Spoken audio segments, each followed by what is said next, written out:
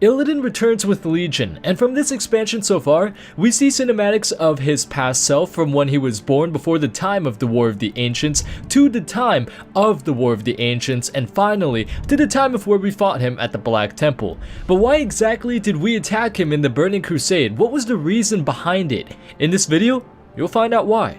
During the events of Warcraft 3, Maiev tells Malfurion that Tyrande had been torn apart by the undead, when in reality, Tyrande had held the line against the undead, but in doing so, she was swept down a river after the bridge that she was standing on had collapsed. Maiev does this in order to focus Malfurion's full attention on hunting down and punishing Illidan instead of trying to save Tyrande. Later, it is revealed that Tyrande had survived, Illidan helped save her, and for his actions, the pair allows him to escape. But Maiev doesn't allow this. She follows him through Outland, captures him, but then ultimately was ambushed by Lady Vashj and Prince Kael'thas, which results in Illidan breaking free. This ambush enrages Maiev because not only does Illidan escape her grasp, but most of her watchers were killed in the process, leaving only 30 of them left to wander the alien planet of Outland. Now, as they struggle to recruit allies, find food and water while fending off creatures native to the land, Illidan begins building his army, and he started by defeating Magtheridon, imprisoning him, and using his blood to create Fel Orcs loyal to him. Not only this, but he also made the Black Temple his main headquarters, which angered Akama because he wanted the temple to be delivered into his hands so that it may be purified. Instead, however, Illidan kept possession of the temple and began bolstering his forces to defend against a possible Legion invasion and to train demon hunters to strike back at the Legion themselves. He did, however, say to Akama, without any intent of deception at all, that after he did what he needed to do, then the temple would be delivered back into the Broken's hands. Akama, hearing this and faking his allegiance to Illidan, nodded and thanked him. But what he ended up doing was he started to conspire with Maiev and her watchers. He told her of how Illidan was strengthening his forces, which worried her, but he also told her that Illidan was doing it to defy the Legion, which she did not believe. Seeing how her watchers would fare no chance against Illidan's vast army, she too began to bolster her forces, recruiting Broken, Draenei, every race that wanted to dethrone Illidan and deliver the temple back to Akama so that it may be purified. Along the way, she traveled to Shattrath, where she spoke to Adel, the Naru, and it refused to aid her. As Akama told her before, the Naru repeated. It told Maiev that Illidan was bolstering his troops to defy the Legion, and at this point in time, there was no point in aiding her in her mission. Infuriated and enraged at the being's refusal to aid her, she ends up going back to Akama, where the two devise a plan to assassinate Illidan in a time and place where he would be vulnerable. Akama told her of how Illidan planned on creating some sort of ritual and that he needed to be outside of the Black Temple in order to conduct it. Outside, where he would be vulnerable. And together, they attacked him. What she and her forces did not know, however, was that Illidan had discovered that Akama was a double agent, and for his treachery, Illidan ripped a portion of Akama from his soul. This portion was known as the Shade of Akama, and should Akama betray him again, Illidan would use the Shade to consume Akama from within, binding both Akama and his entire Ashtongue tribe forever into Illidan's service. With no choice, he betrayed Maiev and her forces, leading to Maiev being captured and all of her forces being slaughtered. She was then taken back to the Black Temple, where she would be held prisoner until the time of where we raided the Black Temple.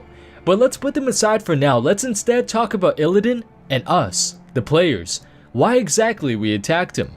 Illidan wanted nothing more than to destroy the Legion. This led him to the mindset that the means justified the ends. Although he didn't have beef with the natives of Outland such as the Broken, he was willing to sacrifice everything if it meant dismantling the Legion.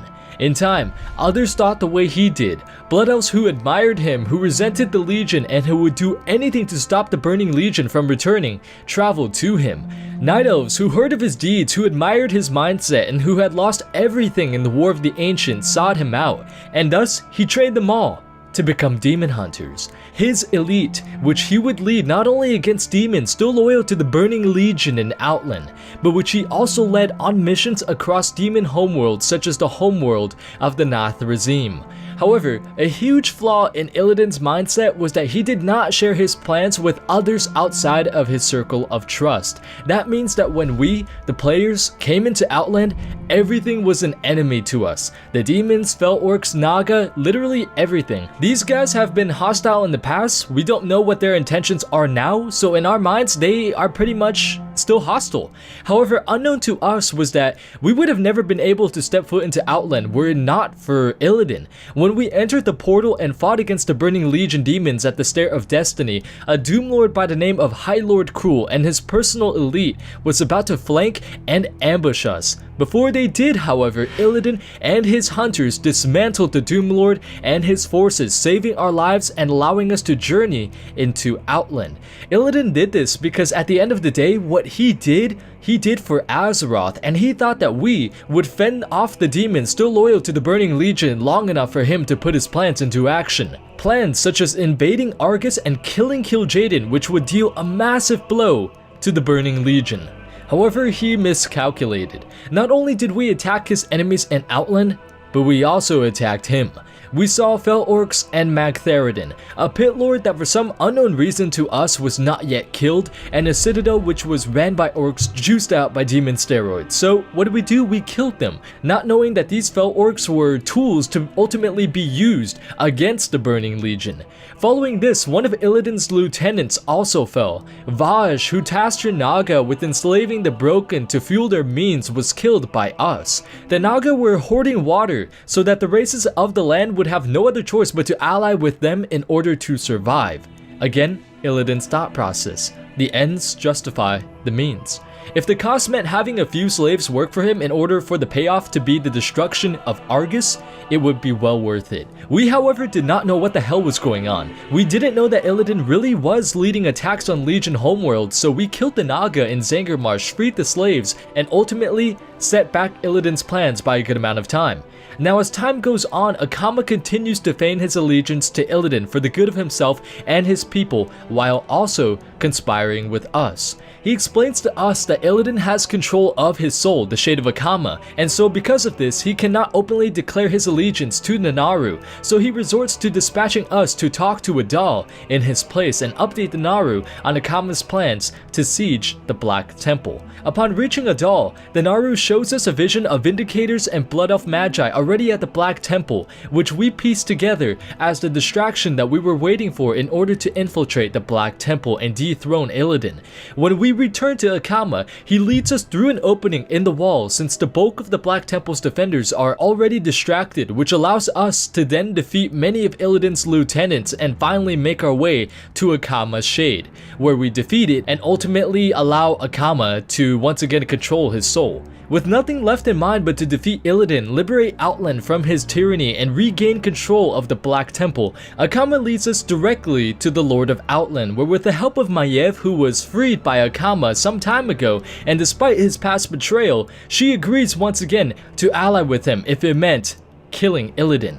With her help, we managed to defeat Illidan, and that is pretty much the reason why we fought Illidan, guys. Akama and his people were enslaved, Akama's soul was ripped from him, demons and fel orcs were running rampant across Outland and we viewed them as enemies. The Naga held full control of the only source of water in Outland, and Illidan kept his true plans to attack the Legion, a secret from us, so we really had no idea what was going on in his head.